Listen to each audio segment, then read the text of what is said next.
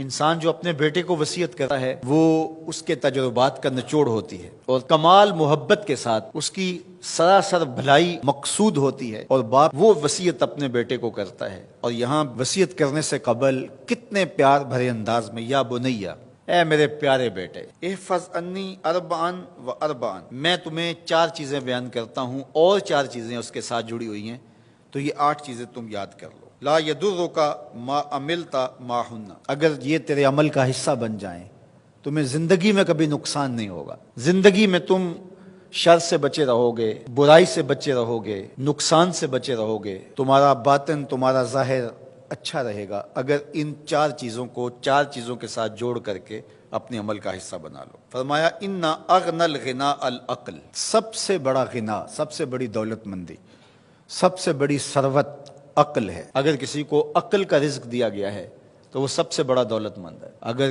اس کے پاس مال و متاع بہت سارے ہیں لیکن بے وقوف ہے تو وہ دولت مندی نہیں ہے۔ وَأَكْبَرُ الْفَقْرِ الْحُمْقُ، اور سب سے بڑا فقر اور سب سے بڑی محتاجی جہالت ہے۔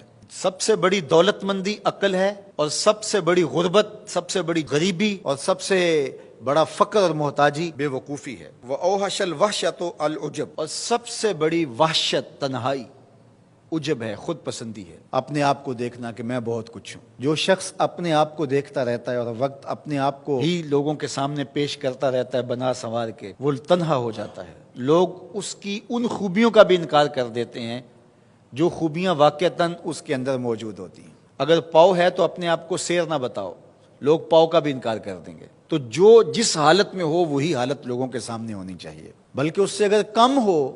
شیخ سعدی نے ایک بڑی خوبصورت بات لکھی کہ تم برے ہو لوگ تجھے نیک سمجھیں یہ بری بات ہے، لیکن تم نیک ہو اور لوگ تجھے برا سمجھیں تو کوئی فرق نہیں پڑتا، تم اللہ کی نظر میں نیک ہو۔ اس لیے تم اگر سیر ہو اور لوگ تمہیں پاؤ سمجھے تو کوئی فرق نہیں پڑتا، لیکن اگر تم اپنے آپ کو پیش کر رہے ہو تو لوگ تمہاری اس حیثیت کا بھی انکار کر دیں گے جو تمہیں حاصل ہے۔ وَأَكْرَمُ الْحَسَبِ حُسْنُ الْخُلُقِ، سب سے اچھا جو حسب و نسب ہے وہ کیا ہے؟ میں فلاں ہوتا ہوں، میں فلاں ہوتا ہوں، میں فلاں کا بیٹا ہوں، فلاں قبیلے سے میرا تعلق ہے، میرا باپ بڑا امیر کبیر تھا۔ اپنا حسب نامہ اس طرح لوگ پیش کرتے ہیں، مجھے جانتے ہو کہ میں فلاں ابن فلاں ہوں۔ سیدنا علی المرتضیٰ فرماتے ہیں بہترین جو حسب ہے جو آپ پیش کرتے ہیں وہ کیا ہے؟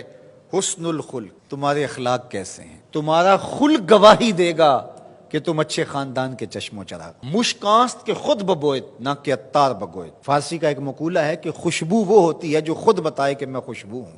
خوشبو بیچنے والا بتاتا پھر ذرا سونگ کے دیکھیے یہ بڑی اچھی خوشبو ہے، ذرا سونگیے، کہا یہ بتانے کی ضرورت نہیں۔ حضرت علی المرتضیٰ فرماتے ہیں تمہارے خلق کی خوشبو سے لوگ سمجھ جائیں گے یہ کون ہے، تمہارے اخلاق اتنے اچھے ہوں کہ لوگ پہچان جائے تم کون ہے۔ تو بہترین حسب و نسب کیا ہے؟ اپنے بیٹے حضرت امام حسن رضی اللہ تعالیٰ عنہ کو بتا رہے ہیں، مجھے بتائیے امام حسن سے بہتر نسب اور حسب کس کا ہو سکتا ہے؟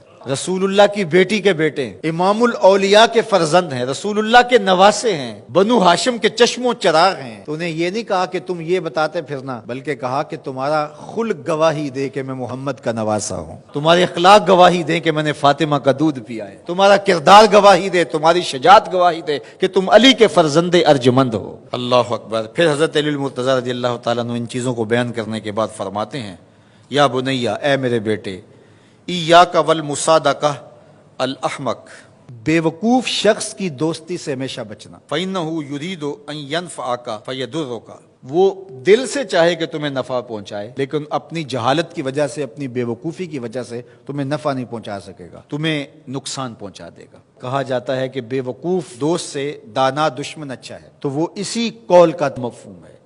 آپ نے اپنے بیٹے حسن کو یہ نصیحت کی، یہ نصیحت پلے باندھنے، اور کبھی بھی جاہل اور بے وقوف سے دوستی نہ رکھیں، اس سے رویہ اچھا رکھیں، سلوک اچھا کریں، اس کے لیے خیر کا ذریعہ بنیں آپ۔ یہ مطلب نہیں کہ بے وقوف کو آپ سلام بھی نہ کریں، لیکن دوستی اعتماد آپ اس پہ نہیں کر سکتے۔ وَإِيَّاكَ وَمُصَادِقَةَ الْبَخِيلِ، اور بخیل سے کبھی بھی دوستی نہ لگانا۔ فَإِنَّهُ يَبْعُدُ عَنْكَ أَحْوَجَ مَا تَكُونُ إِلَيْهِ، اس لیے کہ جب تجھے انتہائی ضرورت کا وقت آئے گا تو وہ تجھ سے دور ہٹ جائے گا، اور تو اس پہ توقع لگائے ہوئے ہوگا کہ میرا دوست ہے اور اوکھے ویلے میرے کام آئے گا، لیکن اوکھے ویلے وہ کام نہیں آئے گا۔ تو بخیل سے دوستی کا رب نہیں رکھنا۔ وَإِيَّاكَ وَمُصَادَقَةَ الْفَاجِرِ، بدکار شخص سے کبھی دوستی نہ رکھ، برے شخص سے کبھی دوستی کا رشتہ نہ جوڑنا۔ فَإِنَّهُ يَبِيعُكَ بِالطَّافَةِ، جو فاسق و فاجر ہے، برا شخص ہے، بدکار ہے، اس سے دوستی نہ رکھنا، اس لیے کہ وہ بہت تھوڑی قیمت میں تجھے بیچ دے گا۔ اور آخری بات، وَإِيَّاكَ وَمُصَادَقَةَ الْكَذَّابِ، جھوٹے آدمیوں سے کبھی دوست نہیں رکھنا۔ فَإِنَّهُ كَالسَّرَابِ يُقَرِّبُ عَلَيْكَ الْبَعِيدَ وَيُبْعِدُ عَلَيْكَ الْقَرِيبَ، وہ بعید کو تجھے قریب دکھائے گا، قریب کو تجھے بعید دکھائے گا۔ جو چیز قریب ہوتی ہے، جو سراب ہوتا ہے تو دور سے پانی دکھائی دیتا ہے، لیکن جب قریب جا کے دیکھتے ہیں تو سراب ہوتا ہے، پانی نہیں ہوتا۔ تو کہا وہ بھی سراب کی طرح ہوتا ہے، کذاب، جھوٹ بولنے والا، جو تجھے وہ نقشہ کھینچے گا جو ہوگا نہیں، تجھے وہ چیزیں بتائیں گا جو نفس العمل میں نہیں ہوں گی، اور تو ایک مغالطے میں مارا جائے گا۔ یہ ہے حضرت سیدنا علی المرتضیٰ رضی اللہ تعالی عنہ کے وہ اقوال نور، جن کی گہرائی، گیرائی اور حکمت سے بھرے ہوئے یہ کلمات سے پھوٹتے ہوئے اجالے ہماری زندگی کو ایک اسلوب دیتے ہیں۔